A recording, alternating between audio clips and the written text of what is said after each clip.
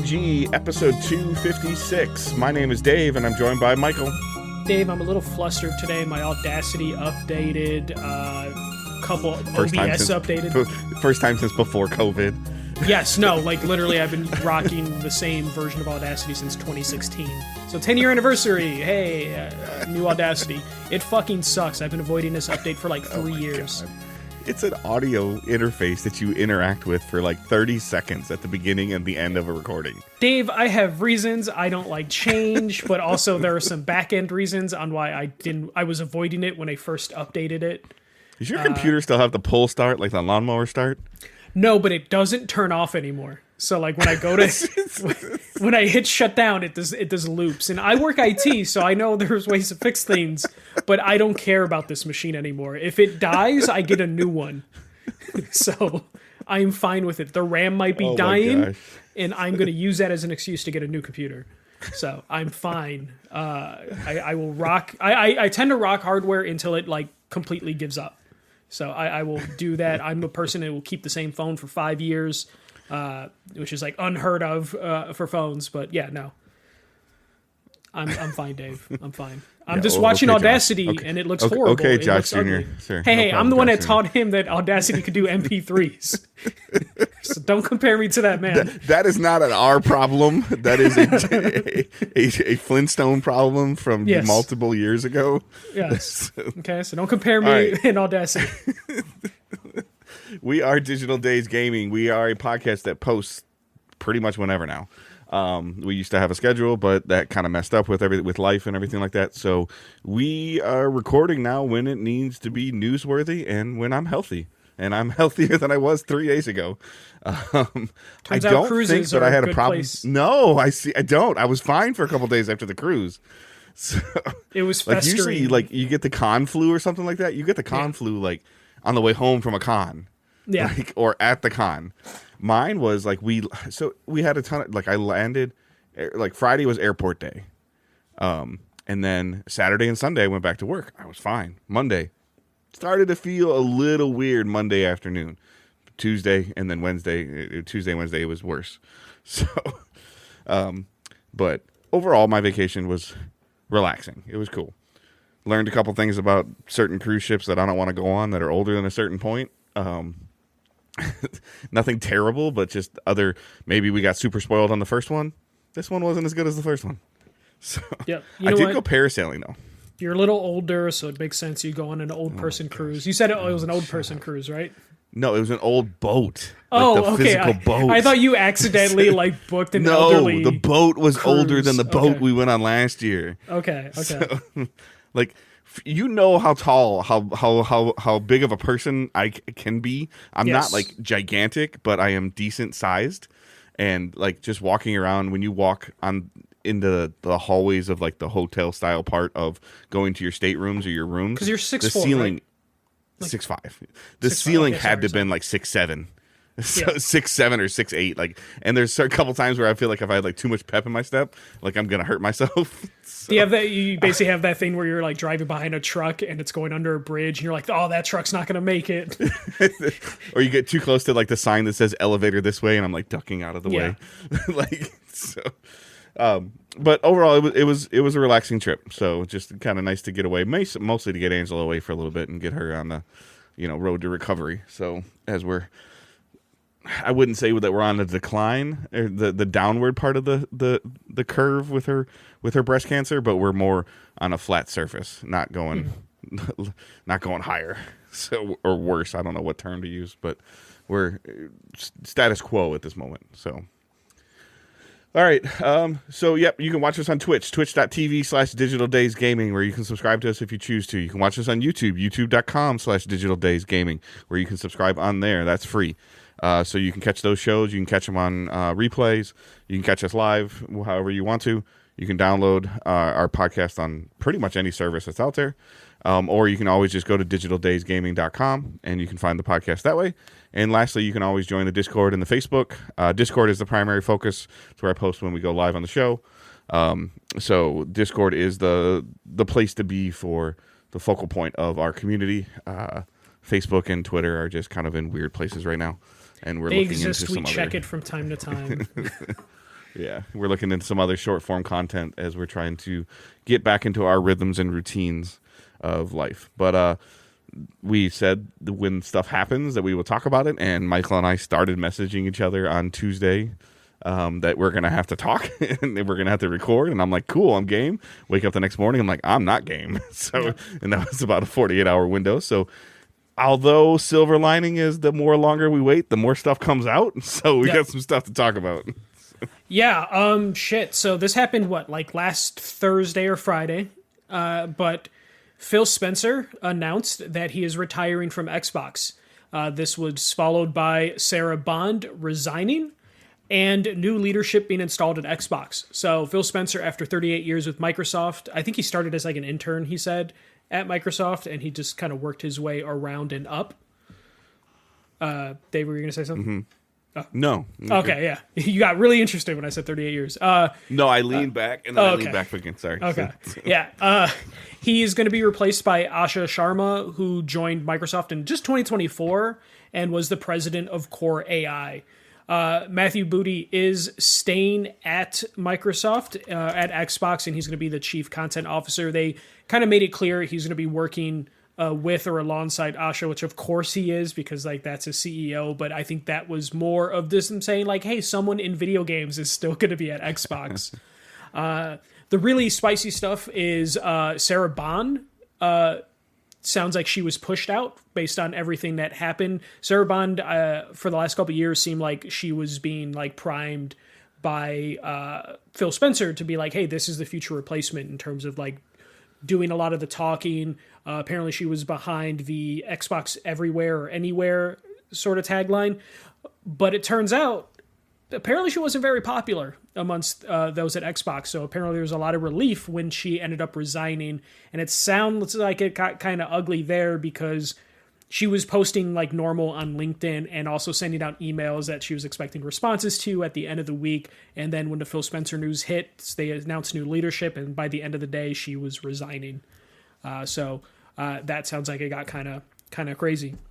Asha Sharma proclaimed basically not to be a gamer, or admitted that she is not a gamer, which isn't that big a deal. You don't always need to be a gamer to be ahead of like the business side of these companies. Mm-hmm. But them being a strong advocate for AI being implemented in like every facet of life, every field, is concerning. In an interview, they did promise like not to push AI slop, but past interviews unrelated to Xbox seems like AI is definitely something that is coming.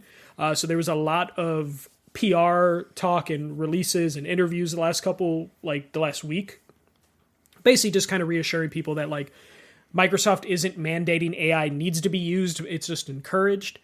And we got a couple different quotes from this team. But Dave, before we get into those quotes, what do you think about basically what went down? I think we predicted that this was a possibility this year. Yeah, I mean, I feel like it's kind of one of those things where I guess I'd have to look, and I'm not as prepared as I necessarily wanted to be for this, but I feel like Spencer was in charge of Xbox gaming, whatever you want to call it, for like 6 or 8 years.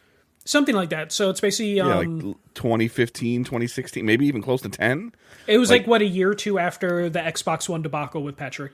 Or so Don Maddock. That's a long time in a high, in a high pressure, high focal position. Yeah. Like I equate a lot of things to sports. You very rarely see like a head coach or a general manager stay with a team for 10 years, 10 years. Like it's super rare. Those are like unicorns. Like you can point to like, Bill Walsh and Belichick and all that stuff. Like there's always going to be the unicorns that you can refer to, but and like all in all, like going all the way back to when he took over, like he inherited a mess. Yeah. Whether you agree with how it was or wasn't cleaned up or tolerated or treated, like he did a good job of bringing something up and against top tier competition at the time, like top tier competition.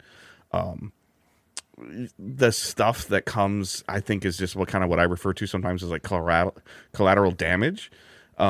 Sarah Bond probably thought that, hey, I'm like, again, in my retail life, you have a store manager, you have an assistant manager. The store manager moves on. The assistant manager is supposed to be the next viable candidate. And then you find out you're not. and you're going to be bitter. Yeah. And, you know, like, so, and maybe she has some other avenues. Maybe she doesn't have some other avenues. And she's like, screw you, I'm out. Like, this is not what we had thought. And this is not what I thought. It's not what we talked about, you know, 3, 4, 5 years ago. I turned down X amount of opportunities because I thought XYZ was going to happen. And now it's not happening. And I'm out. Yeah. Like, but someone that's like a business. But someone like her, even though apparently she wasn't really liked at Xbox, has enough of a resume and has done a lot of stuff in, like, you know, studio stuff, hardware stuff, that, like, in Ubisoft or a Epic Games would probably in an instant throw in offers to where, like, I don't think she's going to, like, disappear from games. Yeah. No. Or this might, if they leave games, she'll probably just end up CEO of some other, like, upcoming company. But yeah, no, it definitely seemed something happened there, and I don't blame someone from just being like, you know what, I'm done. I quit. Yeah. I don't want to find out what the new leadership's going to do. And in terms of new leadership, to your point of this Asha young lady, AI, whether you like it or don't like it, is a growing field. It's a thing. It's not going anywhere, and it's a growing field. And she was leading the charge on a company that does hardware and software. Like, Microsoft is a hardware and software company at its core. More software than hardware, but AI is software. And she's running a successful thing. Like, she was probably, like, you know, moving up the ranks in the company quickly because she was leading the force of generating the chatter. And, you know, there's a different dynamic. The board has a job to do to make things profitable. How you make them profitable, what you do, what's considered profitable, what's considered success, that's not up for us to decide. And this is what the board decided. If they I guess ultimately, do you think Phil was forced out? So I didn't realize Phil was 58 years old. So okay. Neither did I. Wouldn't be surprised if he maybe approached Microsoft and was like, hey, I'm thinking of, like, calling it quits. Maybe not today, but, like, in a year or two. Yeah. And then Microsoft was like, you know what? Maybe this is the time to just pull the trigger, and they just mutually agreed. Like, I feel like that would be a realistic conversation. When you're that far up in a company, you usually give a warning. We've seen, like, some of the, like, we've seen CEOs get fired and they stick around for, like, a year or two. But this seems like this was moment of, like, maybe he legitimately wanted to retire, and then they were like, you know what, this might be the perfect time. We're at a spot where we don't have new hardware to launch right away. Let's just get someone fresh in there and have them start the next generation. If there is ultimately going to be one. we're at a lull in Xbox's trend, or whatever, Xbox's ecosystem right now. The acquisitions are over and put to bed, and all the good news from them and all the bad news from them is done.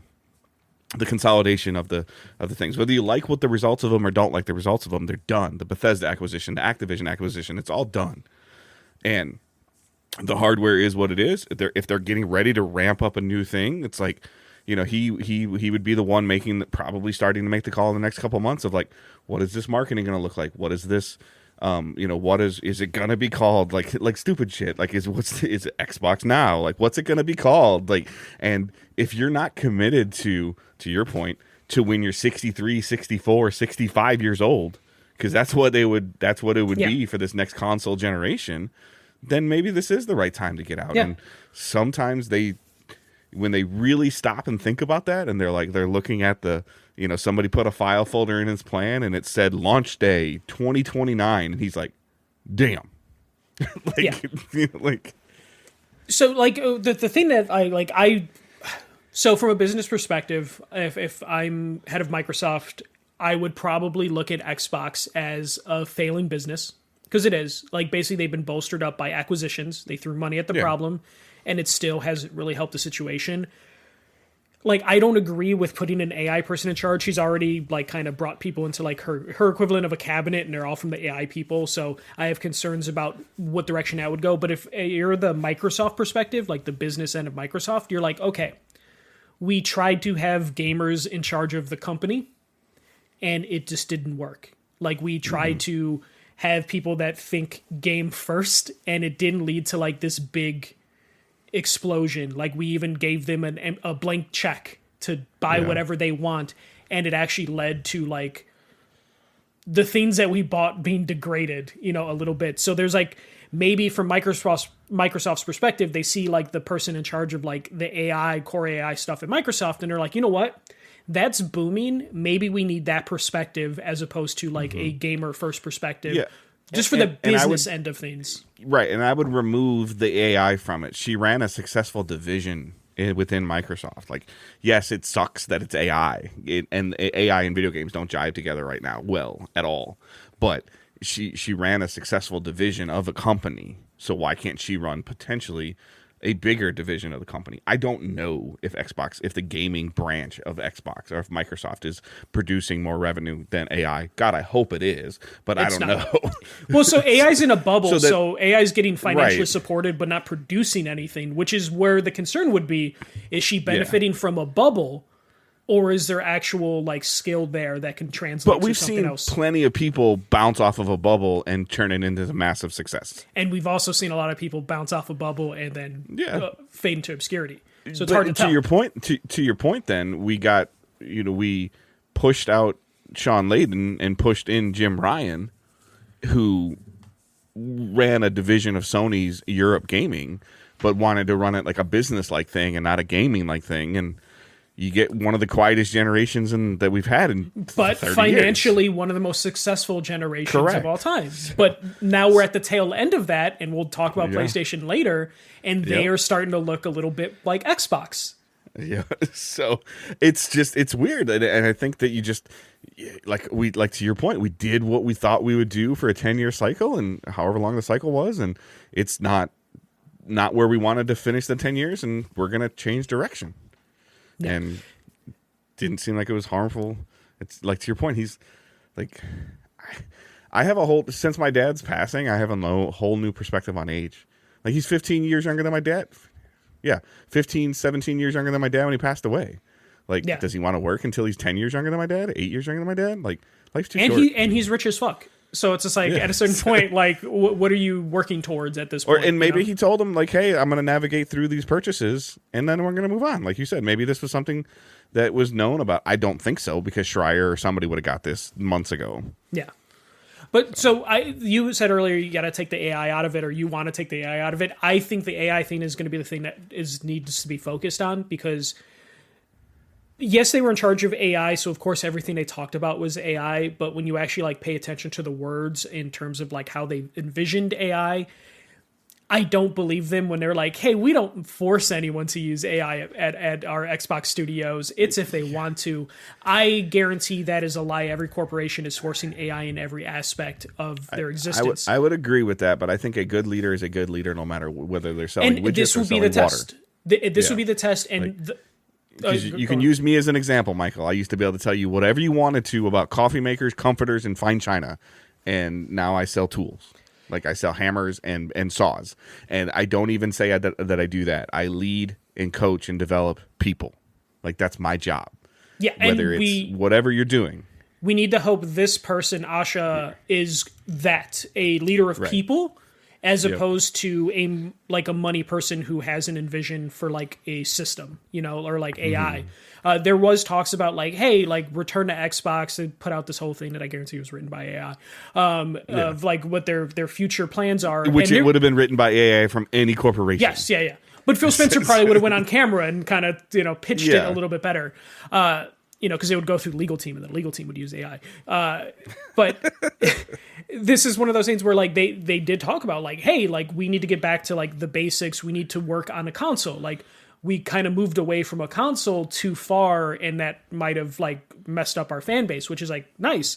But back to the AI thing, my concern with everything, especially having someone AI in charge of Xbox, is I hope that Matthew Booty is, I guess, going to be the one who we're going to have to like hope is going to be like, hey, this is a creative endeavor first. Like, this is a creative thing that this is creative, this is art that produces money, and you need to take it that way.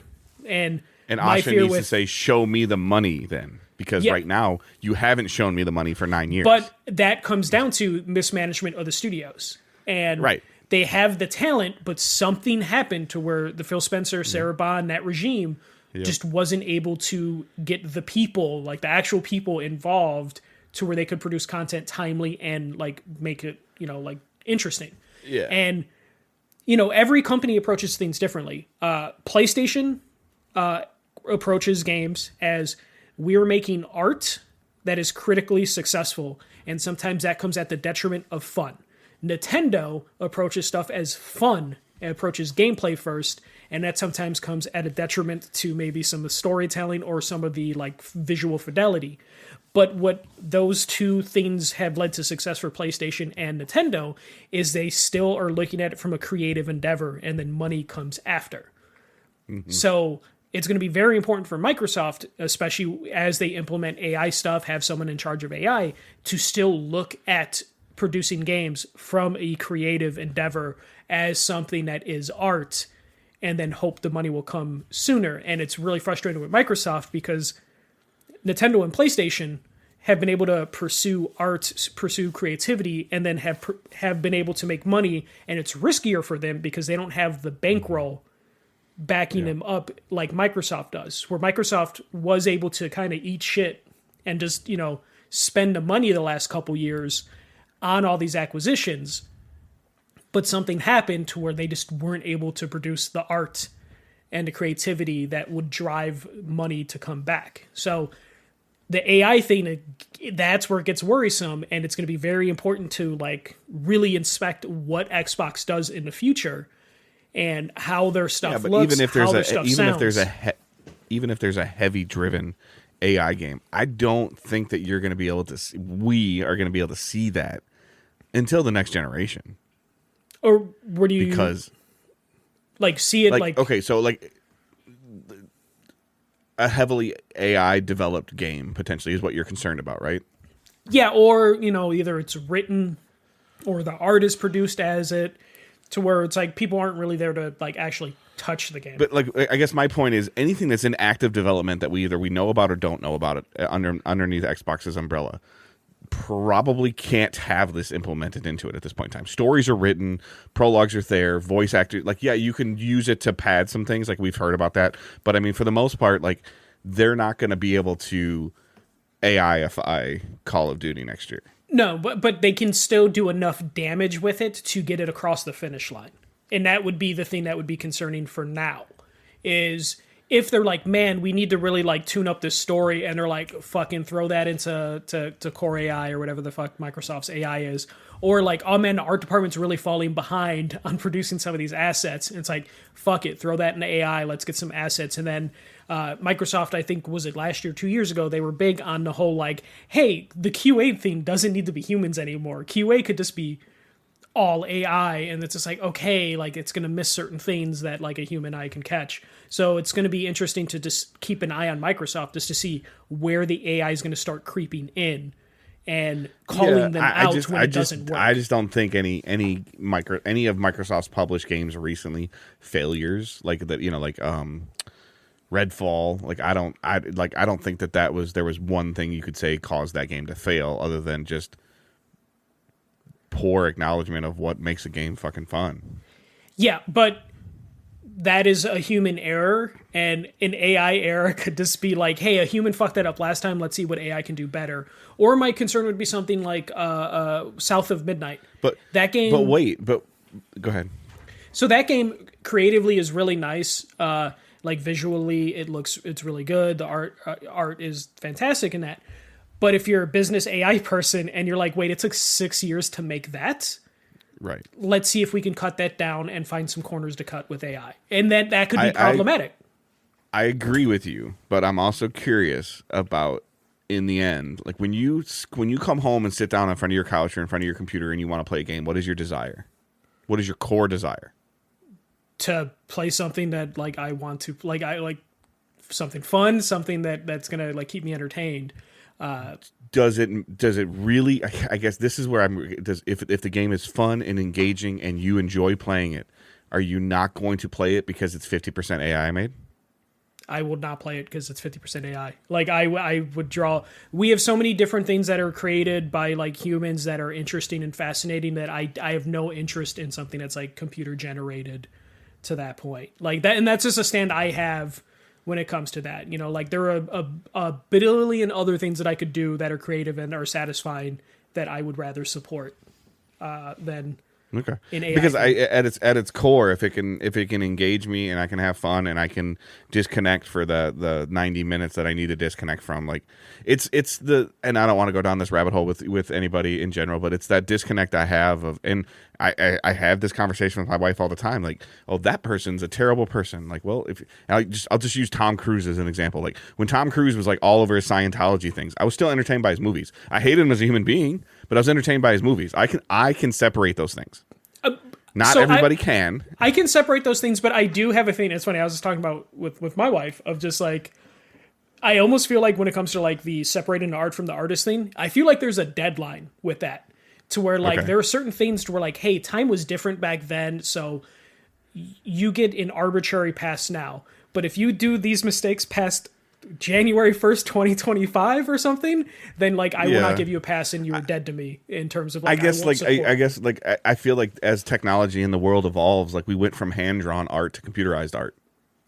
Like, yeah, and they made the same comparison of just like Photoshop was scary and then every studio was using Photoshop within a month. But I might have a different opinion in 50 years if AI actually is impressive enough to do a full thing. But right now, AI just shows poor craftsmanship. It's still pretty at like you can spot AI pretty instantly. And I feel like it is very easy. And I can't watch shows that have bad CGI. Like that sort of thing. Like there's a quality that's just not there with AI right now. So like that's where I'm at with it. I could be different in 20 years if they do produce something. It's like, you know what? This is actually impressive enough and it's not. Yeah, because we lived in a world of 20 years ago that we were like, a team of 3 can't make a game. Like, can't make a video game that I would play. Like, we were in that world, like, that can't be a thing. Like, one person can't make a game that I enjoy. And then something like Thomas Was Alone comes along. You know? Like, yeah, but I would still, again, rather just support, like, an actual person that made a thing than, like, Microsoft produces a fully AI game. I'd still be like, you know what? Microsoft doesn't need my money. Because they don't have to support anybody because it's just AI, you know. And I'm not fully against AI. Like there are benefits for AI. I think it's a tool in your tool belt if it's implemented correctly. Like I use it at work. Like I 100% use it at work to help me with my writing. I'm a terrible writer. Most of you have read some stuff that I have written. I am not a good writer. And I think that if you use it to like the little stupid like AI trend. We did some stuff at my store, and I did it on social media with. Well, I hate those with your stuff. Like, right? Why? I think they look ugly. Like you're talking but about, it like, did exactly what I asked it to do. I asked it to make a caricature of me, and it made a really ugly character, probably. And like I don't know. There's stuff about that stuff that just doesn't. I just don't gel with that. Okay. Like I at my work. Everyone's profile photo is like an AI profile photo, and it just there's something about the way it looks that it just like doesn't scratch with my brain properly, and I don't know why, like anytime I see that stuff. Fine. But that's also just a difference of like, hey, like there's nothing wrong with that you like that though, but when I see it, I'm just like, like I can't gel with that, and that's how I will probably just approach like video games and like movies and stuff like that, especially like right now. It's very easy to say, or it's very easy to see the AI, and I think that's part of the problem too right now is AI is not capable yet of blending well enough to where like if you told me like, hey, I made this, I'll be like, I can clearly tell like, no, that is AI generated. And there's a bajillion things that look like that. You're not wrong if you go back and watch the mid-'90s version of Jurassic Park compared to the Jurassic Park that came out 2 years ago. No, but that Jurassic Park movie still holds up. I have it in 4K. I agree that it still holds up, but the T-Rex in 2024 looks better than the T-Rex in 1996. I would argue it doesn't in some aspects, especially because they did like physical props for some of that stuff that still holds up. But there are dinosaur movies from that era. But I also would argue that the society and consumers supported stuff differently in 1996 than they are in 2025 and 2026. Yeah, and that's where we're going to run into the stuff with like some businesses. And like we will start seeing people kind of draw that line in the sand of like, this is what I can support AI and this is what I can't support with AI. And I think that's an important thing to have, especially as we're going to start seeing AI replace more and more people, and in some instances it makes sense. Someone shouldn't have to do repetitive tasks over and over again. That is perfect for AI. But when it comes to like, hey, we want to make this like art, I just think there's something lifeless about this, like what AI can produce now. It could change in 10 years though. And hopefully it does. And it doesn't, look like. So yeah, I guess that's the part where I'm interested in. Like, if we're gonna get a new Uncharted version and they introduce a new character and they use AI to build up Sully's son's background, it would have to be really fucking good because currently right now it can't produce it. And that's a problem. Because like it's so easy to spot. And it's crazy how easy it's becoming to spot, and that's just because I think. I think some of that has to do with laziness. Yeah. No, and also it's because like I think AI is like it got pushed to commercial use 5 years too soon. So now we have AI that is just learning from bad AI, and then we're just kind of building like something that's going to fall. Oh no, don't get me wrong. It can do some terrible shit. Like terrible quality stuff and just terrible like inhumane stuff too. Like what and we didn't build the safeguards into it because we just pushed it out to people, and people are the worst. The worst thing. But I just feel like that there's a part of you that's like, I'm going to turn off all my microphones on my cell phone because I don't want somebody to listen to me. And then I'm not criticizing you when I say this is more of a joke. Well, I don't understand why my talk to text doesn't work. Yeah, no, but when it comes to like an example like that, like I don't care. I have cameras in my house, so it's like I don't mind that. Though I do think it's weird. I don't remember saw the Super Bowl ad for Ring Camera where Ring's like, if a dog gets lost, we'll turn all the cameras in the city on to go find your dog. Just like my city has a flock system. Like a flock camera system that, like, I had a theft, and then they're like, oh yeah, if we can get a partial plate, it'll ping on our system. They'll go through some intersection somewhere. Yeah, and I'm like, or when I showed you how my Ring told me I was getting sick before I was sick. Yeah, I like it. Yeah, so it's that's creepy cool. as hell, but I like it. And then one day it's going to be like you're having a heart attack, and you're going to be like, no, I'm not. What the fuck is wrong with this thing? Because it glitched, and that could be concerning. Yeah, but to be fair, a doctor can say somebody's had a heart attack and not having a heart attack when they are. But you would at least hope that they would, like a human can backtrack on what they're saying. Unfortunately, computers don't. We did get a question related. Yeah. Go ahead. Go ahead. That's what I was going to. I was doing the same thing. So. J.K. Reese asks, now that he's retired, what do you think Phil's legacy will be? Will it be positive was he a positive for Xbox? Coming off of you have Xbox at home, Matry. Don Matrick. Yeah, Matrick. I think there was nowhere to go but up. Then a long term, would I say that he was a positive for Xbox in his leadership? Yes. However, that answer probably can't really be found out until 2 to 3 more, probably 4 years from now, because that's where like he had his hands, whatever this next hardware is, he had his hands all over it. Mm-hmm. Yeah. And then there's games that would be the biggest thing that I'd be concerned about. Like if I'm a publisher or a studio that's under the Xbox umbrella, and I had a game like given the rubber stamp in the last 4 months, I would be sweating. I would not be sleeping. I would be, because that's the stuff that can get knocked away of like, hey, like you as a leader of a team, I can't think of a studio. Rare's gonna do like a 8-player co-op Battletoad game. Like they're getting full permission, and Phil Spencer told them Thanksgiving week last year, you're good to go. Here's $500 million. You're fine. Like you can make that game. Yeah. And then 90 days later, he's gone, and I'm the head of Rare. I'm like, oh shit. Yeah. Like that would be if I'm 75% of the 80% of the way, if I'm in pre-alpha stuff, like, and I'm a year from launch, I'm not that worried about it because it doesn't make well, we've seen some other stuff, but normally it doesn't make financial success to pull the plug when you're at 85% of the way to the finish line. But if you just got like green lit, like I'd be like, oh man. So. Yeah, no, you're worried about that. I would say Phil Spencer will probably be looked at as someone that did his best to keep a sinking ship afloat, because Don Matrick gave him a fucking turd with the Xbox One. Like, the Xbox One was a TV box that happened to play video games. And Don Matrick basically did every bad PR thing possible to bury that machine. And then Phil Spencer had to take it and then deal with the games that Don Matrick then greenlit. Which, Dave, can you name some of the games that Don Matrick launched with? And it is fucking terrible. You know, and they were lifeless. Phil Spencer inherited Xbox from someone that was a businessman first and video game person maybe third or fourth.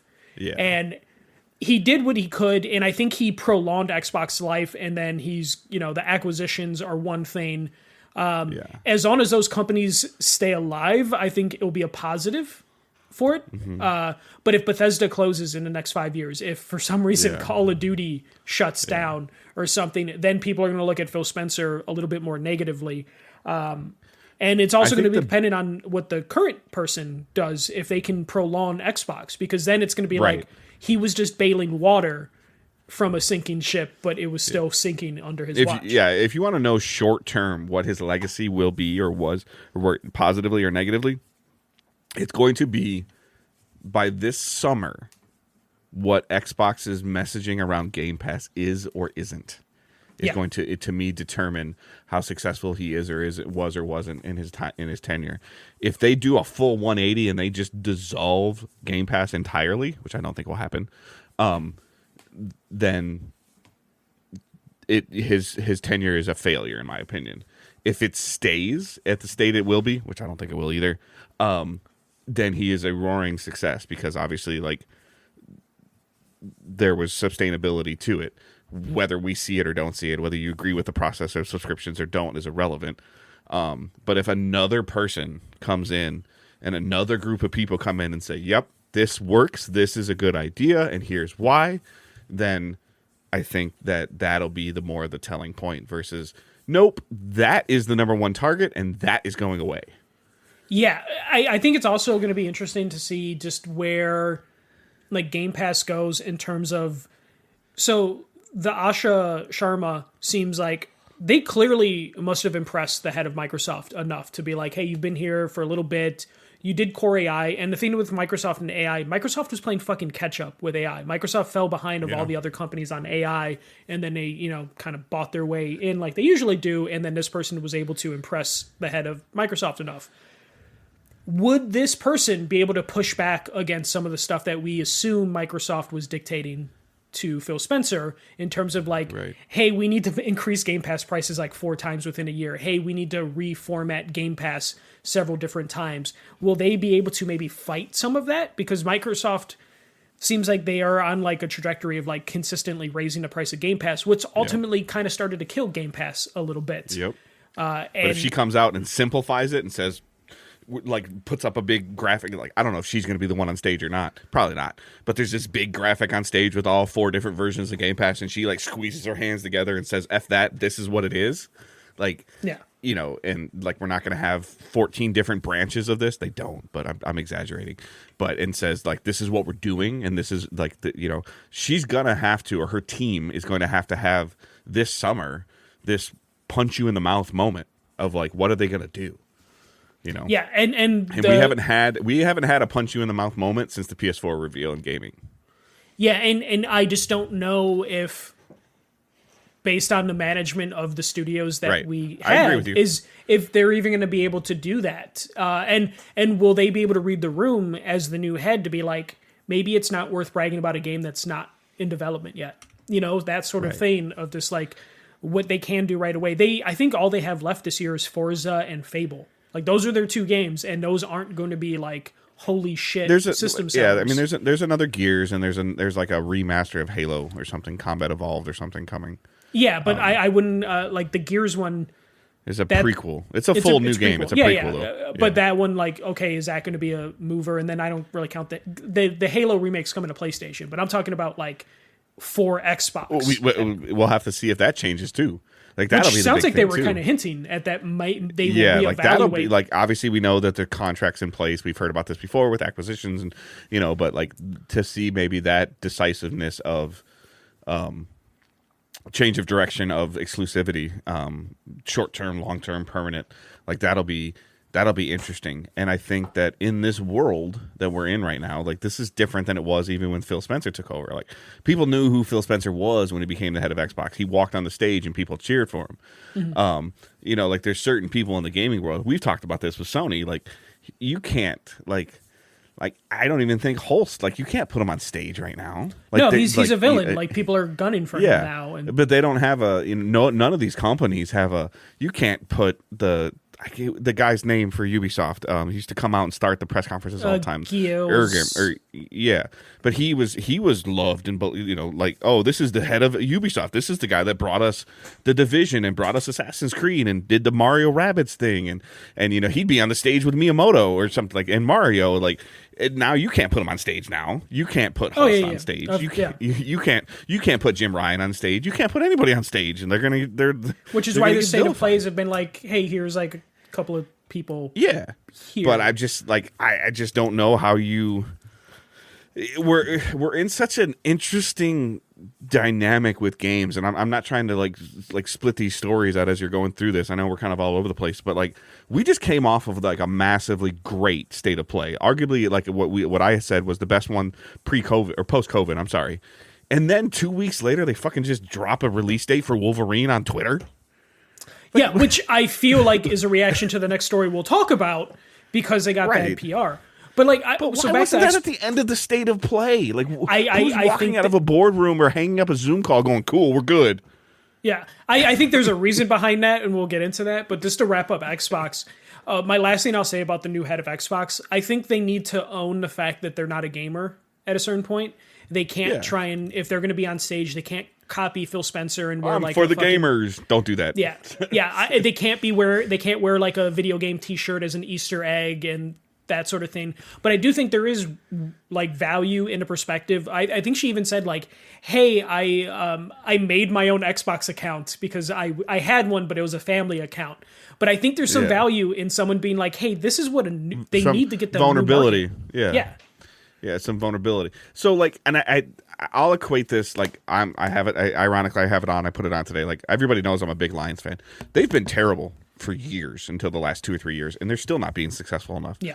But there was years ago, like the owner got mad and he gave up. There's a longer story to the female owner, Sheila Ford. She hired somebody to be like the head of football or the head of the Lions, like the CEO of the Lions. His name was Rod Wood. And he ran like something in the Ford division for them, like successfully ran something in the Ford division. Everybody was like, you can't have a football guy running this franchise. And then he proceeded to hire people around him that were successful and knew what they were doing within the division, within football. And now he's retiring. Like he announced, like he's retiring in like 6 months. He's only been in this role for like 5 or 6 years, and he's already retiring. God knows how old he is. I don't know how old he is, and now he's being a beloved character. They're like, oh, we're gonna miss him. They were vilifying this man because they're like, who the hell is gonna run this football organization? Dumb franchise doing dumb things. You don't know. Like ultimately, you don't know if she hires the right people. And who they are, we don't know. Like we didn't know who Neil Druckmann was when Naughty Dog found him 25 years ago. But they at least had the resume to where when it like they were brought up, it made sense. So it's going to be a matter of just like hopefully they can find talent within like current Xbox that are worth keeping around, and find outside talent too that hopefully are game first and not bottom line. Yeah, like first, Josh writes, he was one of the people. CEOs that you'd want to have a beer with, and he felt like a real gamer. But like to Michael's point, does that matter if he didn't manage the company correctly? Yeah, yeah, and but that's he can my play problem. video Is, games, like, so that's cool. Like, if I'm like the head of Microsoft or just anyone within the company, and I'm like, okay, so you're telling me you launched one of the biggest shows 2 years ago with Fallout on Amazon. We have 2 seasons of Amazon. You're telling me that we are still 3 years away from the remake of Fallout 3? We are still years away from Season 2 ties in with New Vegas. We are still 3 years away from like a remake of New Vegas. Like that is a ball that has been dropped, you know, and you know, like, hey, But why did that studio make Redfall? Finding out who dropped the ball is hard. Because I saw a report today. I don't know if it's true. It's not true. It could be. It could be an AI report for all I know. Is that Bluepoint pitched the Bloodborne remake, and From said no. Yeah. Well, we'll talk about that now. But like, in general, so whose like, fault is that? Is it Bluepoint's fault? Is it Sony's fault? Is it From's fault? Is it all their faults? Like, but at the end of the day, when it comes to Phil Spencer, you have a lot of different studios that didn't produce quality work, and at a certain point, it stops with him. Like he ultimately greenlights stuff to where it's just like, hey, Outer Worlds 2 didn't hit. Why? Outer Worlds 1 was pretty good. Like Obsidian's Avowed, their other game. Like they gave Obsidian the green light to like, hey, produce these games super quick, and none of them hit. And that's a problem to where it's like someone should have managed like, hey, maybe we put too much on Obsidian because they produce like one small game and then like a medium game and then a large game within like 3 years, and it didn't move the needle at all. So at a certain point, it's like, hey, maybe someone should have stepped in and be like, hey, maybe you guys can't do this. There's a lot of the stuff ends up falling on Phil Spencer. So maybe they do need a dollars and cents person in charge who will like look at that stuff a little bit more analytical. But we'll have to see. But Dave, let's talk about what you had just talked about. PlayStation has shut down Bluepoint Games. So PlayStation shut down the developers that have been behind the Demon's Souls remake, Shadow of the Colossus remake, Nathan Drake Collection remake, Gravity Rush remastered, as well as a bunch of other remasters and remakes. The 70-person studio was acquired in 2021 by PlayStation and recently had a live service game canceled, and it was going to be based in the God of War universe. Sounds like it was like a play on Hades. The reports came out that the studio struggled with deadlines and goals when it came to that live service game. Currently, according to multiple reports, they might have pitched the God of War part of it, but they might not have been the ones that pitched a live service game. So it's unknown whether they pitched a live service game or if that was a Jim Ryan directive of like, hey, you need to do a live service game, and they happened to pick God of War as the franchise to run it. Herman Hulse said the decision to close Bluepoint was made in increasingly challenging industry environments. Raising development costs slowed industry growth, changing player behavior, and broader economic headwinds are making it hard to build games, blah, blah, blah, blah. It was reported that they did pitch last year, after their God of War game was canceled, a Bloodborne remake, but that was turned down by From Software. And that actually lines up with a thing that Shuhei had sold kind of funny when Shuhei was doing the rounds, where PlayStation does own Bloodborne, but From Software's head Miyazaki does get to say yes or no to any sequels or anything related to it, and it sounds like he wants to either do a Bloodborne 2 or he wants to be the one to remake it if he ever has time for it. So it sounds like that could have been an instance where PlayStation might have said, like, yes, you can pitch it to From Software, and From Software's head is like, no, that is my baby. I would want to be the one that does it, so no. But yeah, this is another studio closed by PlayStation. This is the third studio they've acquired since 2021 that they have closed within the same amount of time. So this is, it's a damn shame, Dave. They had a really good studio that was talented in a very specific field that they may have mandated to stump out of their comfort zone, and then surprise, surprise, they couldn't do the thing. So at its core, I'm beginning to wonder who, whether it's Jim Ryan, was Jim Ryan, his team, the Sony board, like what, sometimes always Monsters or Firewalk, I think they know they changed names. Fire Sprite. Firewalk? Fire Sprite, I'm sorry. Yeah. The Concord studio now, and then Bluepoint, and ultimately you can loop Bungie into this equation as well. What the hell? And Haven. Yes, I'm sorry, you're correct. What the hell did they show them that said, here we go, here's the wallet, take what you want? Like, and then have nothing to show for it. At least, circling back to the Microsoft thing, at least we've seen a Call of Duty come out. We've seen some Indiana Jones games comes out. There's some other stuff that Bethesda has released, but to your point, the Haven, the Concord Studio, Bungie, until like next week, Marathon's been through the freaking ringer. Yeah. Ain't no one talking about that private stress test that's been going on for 2 days. I haven't had a chance to play it yet, but the Steam concurrent player count showing that it's doing okay. Now, is that going to mean that it's going to have legs? And when it comes out, I don't know. We'll see. But, there's at least some fruits of your labor shown from the Microsoft acquisitions. There's almost nothing positive that has come from the Sony acquisitions. Almost nothing. But this also seems like mismanagement, at least in Bluepoint's indication, and also mismanagement. How is it beneficial to close a studio of 70 people? Somebody explain that financials to me. And then keep a studio, like, I'm not saying one studio needs to close or not, but a Naughty Dog can go almost 10 years between releases with hundreds and hundreds of employees, and that's fine. But then a smaller studio that has a specialty have proven that they are really good at one thing. They get shut down because they pitched one remake after they were forced to make a live service game. And I believe we talked about this last year. Just 1 second, Dave. This was a studio, I remember there was a news report that, like, when the live service games happened, when they were told that they have to do a live service game, they then had to seek out a creative director because that studio wasn't built to have creative directors. Or, like I talked about with Naughty Dog, making a looter. Yeah. Like, they weren't built, like, they had creative directors and towards a vision, but, like, specifically to, like, start a game from scratch. They did not have that sort of studio set up. Yeah. It's almost like, hey, okay, you've made the last 4 Diablos. You've done a great job making Diablo. You're making the next Madden. Yeah. And, I saw you can't produce the next Madden? You're closed. Yeah, and it's one of those things I saw people point. It's like, well, it looks like they did it to themselves sort of thing because they couldn't hit deadlines. It's like they were not equipped to handle this.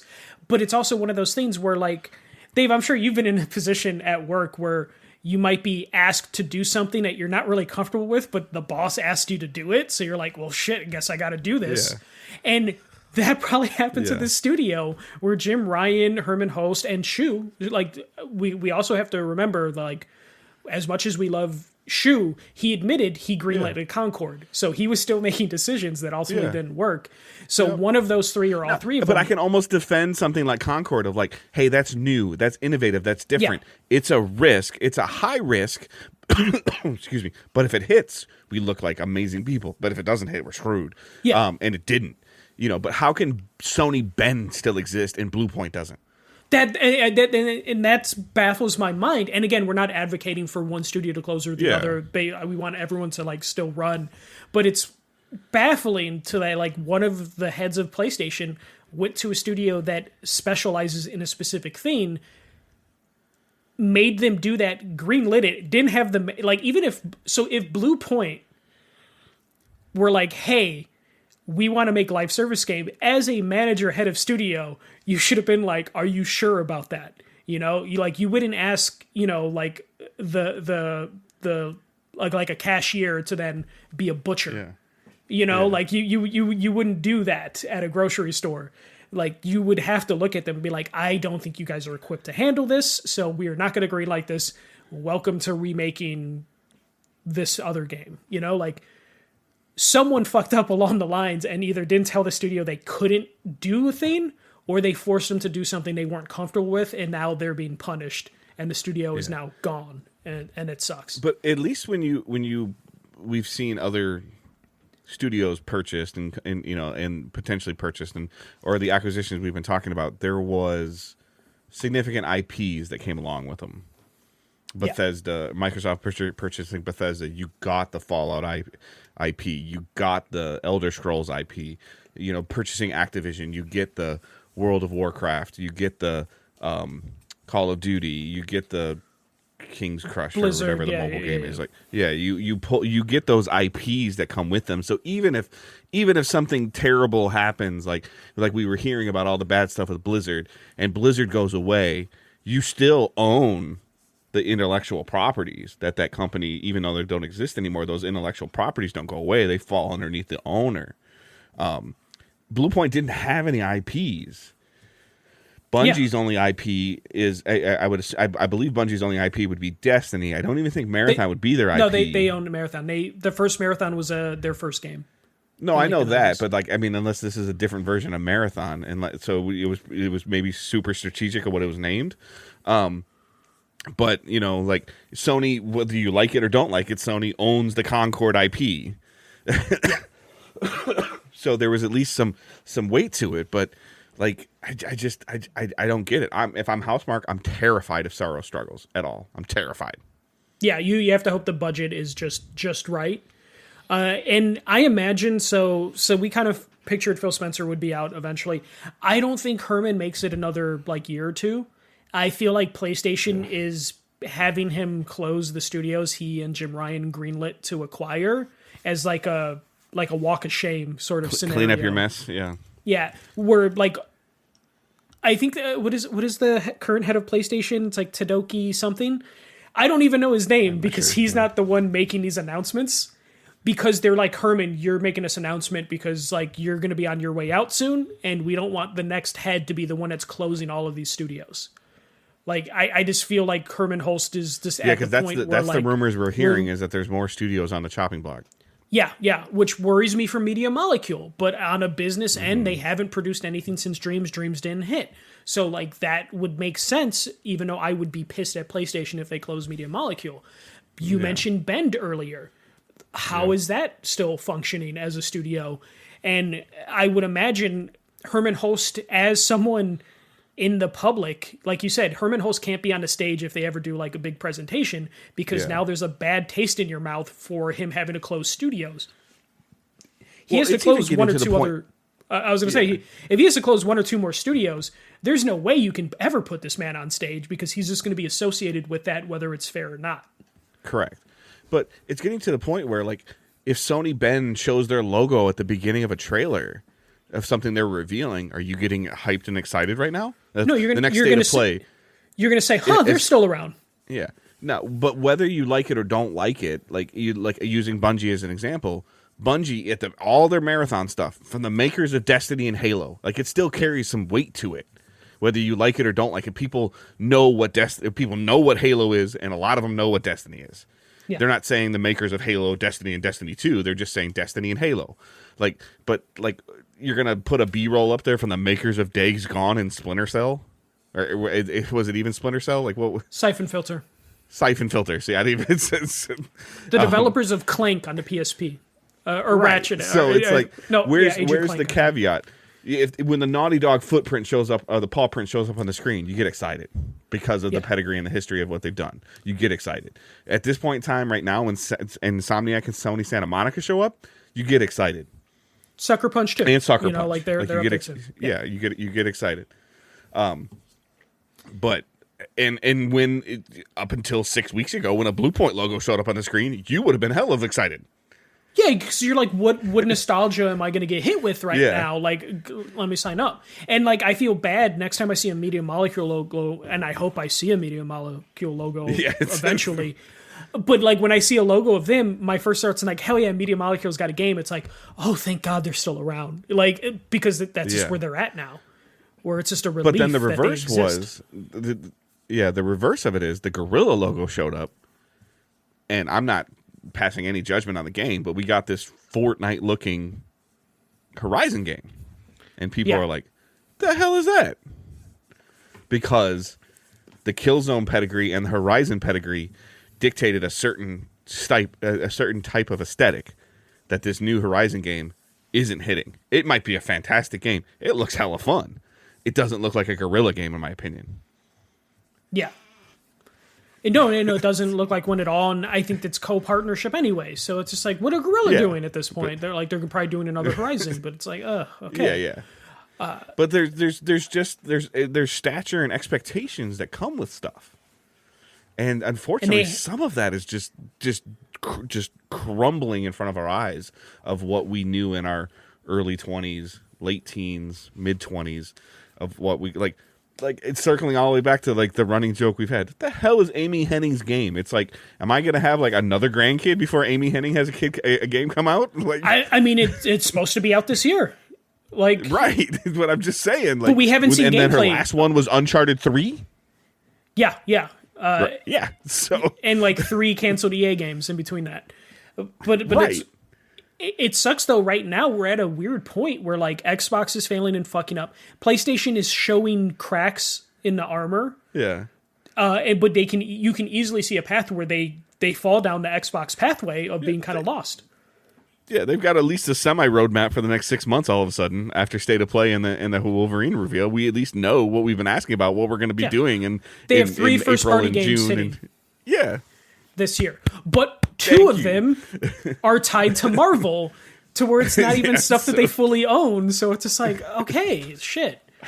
But yeah, no, it just sucks kind of seeing like Bluepoint was kind of becoming that name of like, oh shit, there's a Bluepoint thing, and now they're gone, and PlayStation just kind of has like the studios that they've always had, to where it almost feels like the last 5 years nothing mattered because nothing new was produced. I'm with you though. I feel like, okay, so instead of we're gonna close you, instead of doing what like Michael would call like a gimme and be like, okay, you know what? Here's the code for all the Sly Coopers. Make it look pretty in 8 months and release it. Yeah. Just simple but stuff. But no, we're going to close you.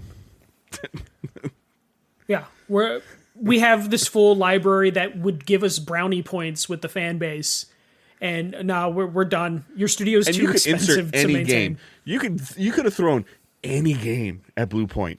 Ratchet and Clank Crack in Time. The Sly Cooper stuff. Crash Bandicoot again. I don't even know what you own anymore. You could have gave them Eichel, The Last Guardian. Like Shadow of the Colossus again. The Last Guardian. Yeah. Like make it again. Like anything. Yeah. You could have earned so many points if you just told them like, you know what, Bluepoint? There's a lot of dead PSN games that people are nostalgic for. Yeah. You can bang these out in like 6 months. Do a Fat Princess. But it's getting to the point where, like you've been talking about, pride is getting in the way. Like, Bluepoint should have been working on the God of War remakes, not Santa Monica. Santa Monica should have been working on the 3rd version of God of War Ragnarok or whatever, or get that damn sci-fi game out, or do something else. Like, make your big blockbuster game. Let them do your projects, and like let them clean up the stuff that you did before. That's what we bought them for. Like, and honestly, like the God of War stuff's going to be interesting because there's a lot of God of War original trilogy stuff that I'm just like, some of that stuff's gonna be uncomfortable to remake, and I don't think Bluepoint would have had banging the person correctly. Yes, but I feel like Bluepoint would have had no problem not changing some of that stuff. That Santa Monica's gonna be like, man, this does not jive well with our current God of War Kratos, and they might end up changing stuff. I don't know. You had a studio that was small overhead that could have produced stuff, but they were mismanaged into doing a live service game. And it's just like, fuck, man. Nintendo's the only one that can manage their studios at this point. And unsuccessful live service games that still carry player counts. People are still playing Splatoon. Yes. Yeah. There's still people... But Nintendo isn't trying to make Splatoon the biggest thing in the world. And the problem is with this stuff is like, Concord probably could have been okay if they would have stuck with their roadmap, but then they're like, fuck it, burn it. And it's just burning money, which is why I think Herman Hulst is just kind of going on a tour of closing the mistakes that him and Jim Ryan made, and then Herman Hulst was like sunset to something else. Maybe he should go back to Guerrilla. He should just go back to Guerrilla if he can. Yeah. But even then, like when he wanted to do that, he just got to control every studio in the company, and then he's going to go back to Guerrilla. And to be fair, since he left, they made the Horizon games. When he was there, they made the Killzone games. He could have been like, redo Killzone 1, Bluepoint. Here you go. Yeah. And then he maybe would have given him extra money to be like, I really want my baby to do not well. Feel like your character's walking in mud. Hey. I like that mud feeling, at least in 2. But no, they could have done that. They could have done so many other things and said they're just going to be closed.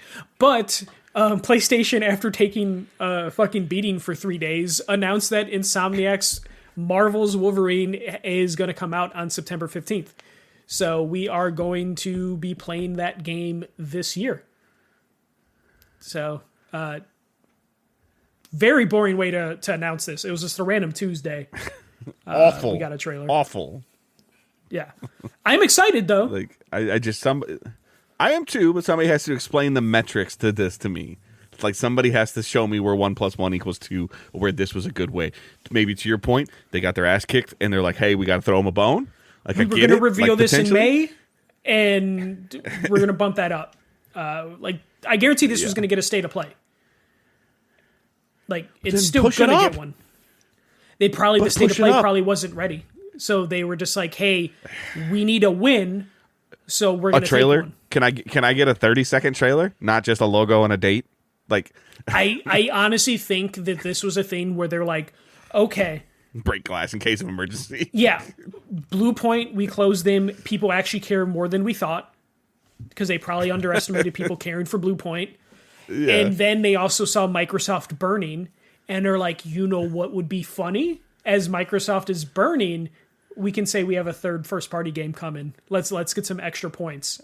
And this is how we get release. I'm happy. There's not even collector's edition announcements or anything. Like, the fuck? Yeah, like, because you're on board with whatever kind of trophy or whatever kind of statue they bring out for Wolverine. I don't even like Wolverine, but I will put it on a shelf. Like, I'm like not even a Wolverine fan. Yeah. I didn't even think about that. Like, where is it? And it's far enough away from GTA. Like, it's right time. Right where it needs to be. Like, this is the correct thing. I think revealing it in May was too late. But maybe they had something at the middle of March, or maybe they were giving Marathon some space. I think they were going to give Marathon space. I think that would have been like, as soon as the Marathon bombed, they would then be like, hey, Wolverine's coming out. Please. So what's their next saver if Marathon bombs, though? Like, what's their next, like, rip out of the glass? They don't have one other than to be like, hey, here's another alpha or beta for Token, or Tokenin, whatever the fighting game is called. But hey, now we have. Yes, don't get me wrong. Yeah. Wolverine's coming out. There's a first party new IP title coming out in 2026. Thank you. Yeah, and now PlayStation has Saros in April, Token in August, and then Wolverine in September. That is a hell of a lineup for PlayStation, and it's probably the first time I feel like in forever that we've kind of had one of those PlayStation years. And then, they're going to get the benefits of, I think Fable comes out this year for PlayStation, and the Horizon comes out for PlayStation this year. So, like, it's going to be I don't think Horizon's coming out this year. I think it's going to be some kind of beta or something like that. It depends. Yeah. I think you're right. But, then Grand Theft Auto comes out at the end of the year, so everything's kind of getting out of the way. The only thing PlayStation has to worry about is if other games are going to try and get out of the way of Grand Theft Auto and decide to release in September as well. Though, like, hey, Microsoft, if you want to skip a Call of Duty year, this might be the year. Like, to do it. Yeah. I mean, to your point, though, like, we're going to hit a cadence of starting, it's almost March. We're recording, you're listening to this in March. You're getting Marathon, you're getting Saros, you're getting Token, and you're getting Wolverine. Like, yeah. I forgot. Yeah, they have 4 first-party games this year, technically, Marathon. I just have no faith in Marathon. I'm sorry. I'm not saying I'm marquee titles. Yes. Like, they have one a quarter. Whether you like it or not, Saros is Returnal 2. Yeah, and it looks good. I will probably pick that up. It does. But it just I don't know. It just seemed like it was reactionary more than a celebration. This should have been a celebration of Wolverine coming out, Insomniac doing another big game, and instead it was a Twitter post with a picture. And I think that's unfair to Insomniac to do that. But again, I'm excited. I'm still excited for it. All right, Dave. Unless you have anything more to add to that, we'll talk about this last story. It's like that kind of fits into gaming stuff, but also end of the world. Dear God, everything's on fire. So Netflix has backed out of their Warner Brother acquisition, allowing Paramount Skydance to acquire the company. So Paramount's hostile takeover bidding war for Warner Brothers has succeeded, and Netflix backed out. Paramount will be paying a reported like $110 billion now, up from like 85 that Netflix was going to pay. And this includes a Yeah, and this includes a $2.8 billion breakup fee that Paramount will have to pay Netflix for basically kind of hostile takeover, because Netflix did agree to buy Warner Brothers, and then it just turned into like craziness. This now gives Paramount control over HBO, Warner Brothers movies and televisions, CNN, DC Comics, and the video game studios under the Warner Brother Discovery umbrella. There are reports that do say that there's like $6 to $8 billion worth of job cuts that are going to happen now because of Paramount and Warner Brothers having a lot of redundancies. So we're going to see a lot of like movie studio kind of stuff not being greenlit. A lot of like companies are going to be closed, like subsidiaries are going to be closed. The reason I bring this up, other than like, oh shit, this is a horrible monopoly thing and the people running Paramount Skydance might not be trustworthy enough to be doing this, but also Netflix didn't give a shit about the video game business when they acquired it, or temporarily. And Paramount's going to be looking for cuts, so this might be a bad sign for like the video game arm of Warner Brothers Discovery. But Dave, I don't know if you want to tackle anything. I hope maybe Paramount might care a little bit more about the video game aspect of it. Does Paramount have any ownership of any gaming branches at all?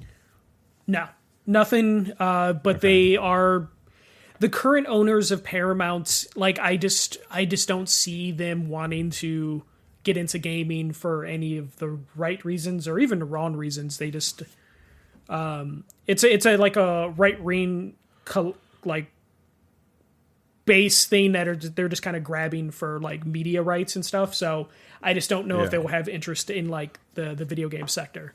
Outside of this is all going down to the streaming wars that we're going to get into some terrible streaming app wars in the next couple of years, especially as the sporting world gets into them. Like the state of broadcasting hockey and baseball and basketball is terrible right now. Yeah.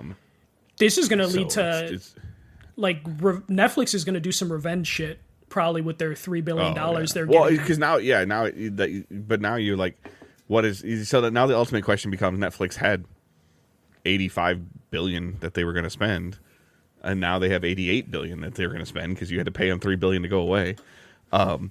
So what do they go and take their 88 to $90 million, and what do they go fling it at now?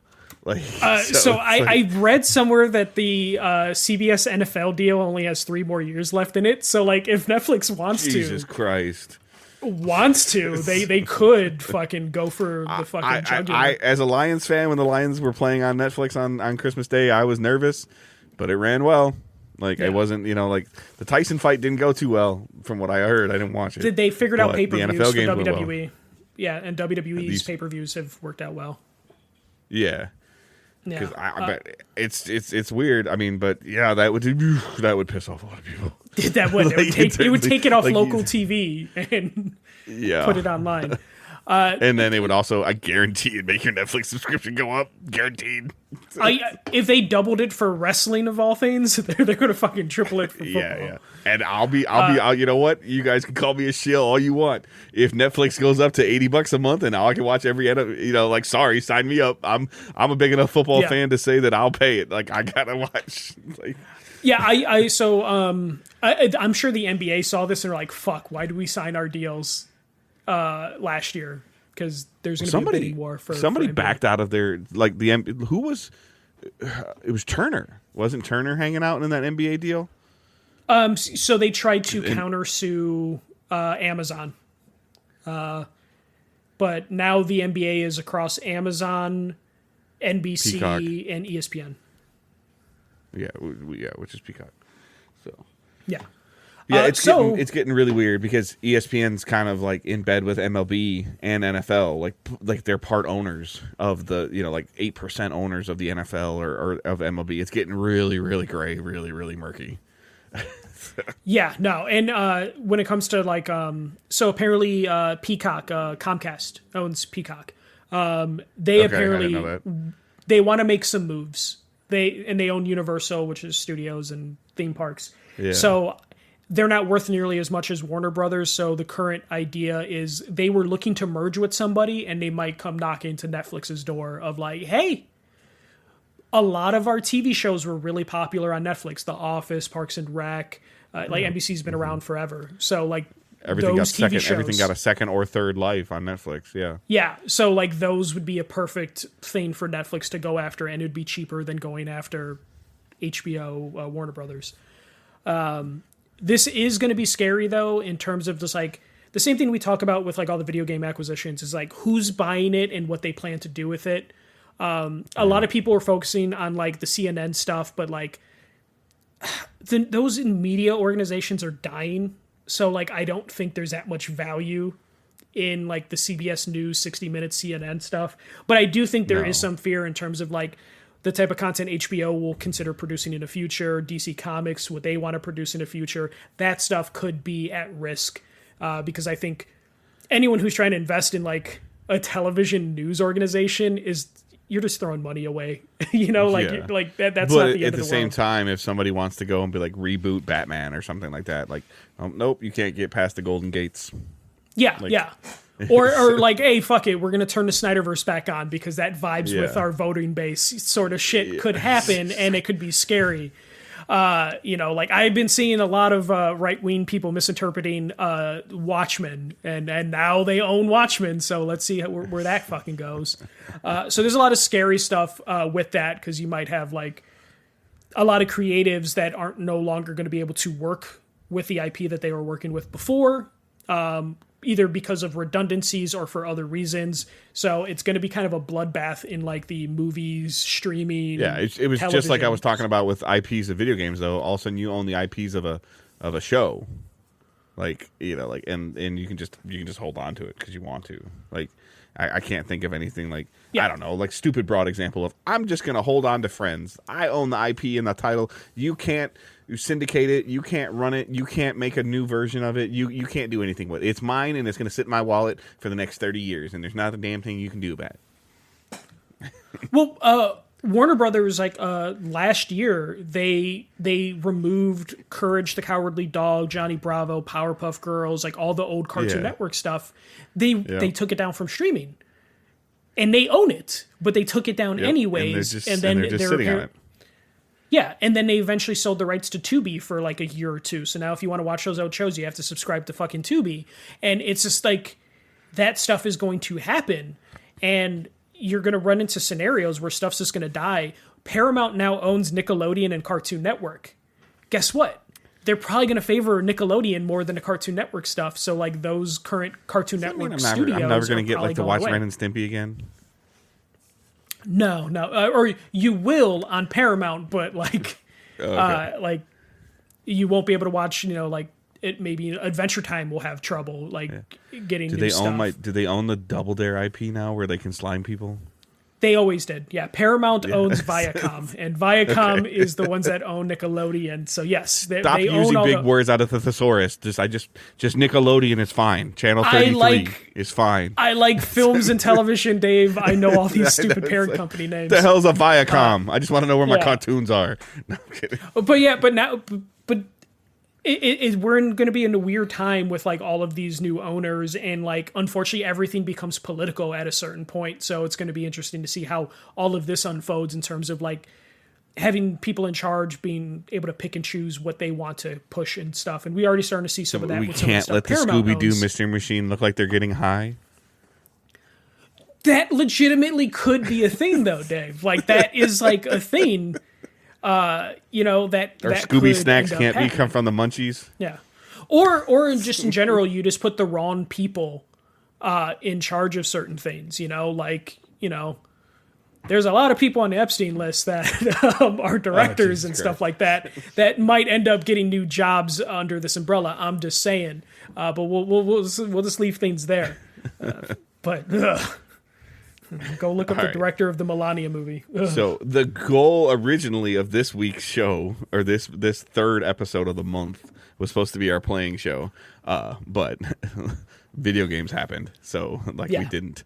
So hopefully, you should be listening to this in early March. So we'll probably release another episode about mid-March, and that would hopefully be some playing. Hopefully, I'll get some time with Marathon, although the vibes that I'm getting from some of the players that I know it's not gonna be my cup of tea. I'm still gonna try it. I might even be less on the fence after this weekend of buying it, but we'll see. But there's definitely some stuff to talk about and to play and to figure out as we're getting back into our recording and playing routines for ourselves as well. I know Michael's out of town a little bit in the month of March, so it might be a little sporadic on the scheduling, but nothing too crazy. As always, please continue to send questions, comments, anything in. Just put it in the Discord. Let us know. There's an Ask Digital Days in there. There's the general channel in there. We kind of keep track of that stuff, and we can try to talk about it. Send your questions in, even if it involves any of this Blue Point stuff, the Xbox stuff, the PlayStation, Wolverine stuff. Like as I think it's gonna come time that we're gonna need to do an anticipation episode in like April or May of like what the second half of the year is gonna look like, because we actually got some stuff with some dates. So we were actually going to do a thing where we're going to talk about like what the studios might be working on, and then like they just keep closing them though. Yeah. They just keep closing them. It's going to be interesting to do that premise sometime next month. Yeah. So please check out the website, digitaldaysgaming.com. Join the Discord, and hopefully you guys all have a great week. Keep moving forward. Buy physical media. They're taking everything away from us. Don't be a dick.